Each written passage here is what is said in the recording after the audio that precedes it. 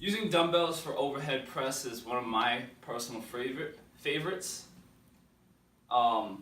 It allows for more range of motion due to it being two separate weights in each hand as opposed to one big weight such as a barbell.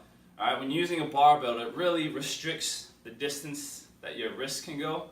So let's say my wrists are here. When I'm pressing, they're going to stay that distance away from each other. As opposed to using two separate dumbbells, I can start with the arms spread apart, and then as I press up, they can come closer together at the top, therefore getting more of a stretch in the shoulder and more of a range of motion to work with. Now, cues for the overhead press. We want to make sure that the weight is directly over our elbow and that our forearms aren't too far in or too far outward. After that, you want to make sure the elbows are shoved down and forward, again, directly under the weight. You don't want to be pressing like this, and most of the time when people press like this with the elbows behind the weight, they'll be pressing up and forward instead of directly overhead. Now remember, when you're pressing, it's going to feel like you're pressing behind you almost.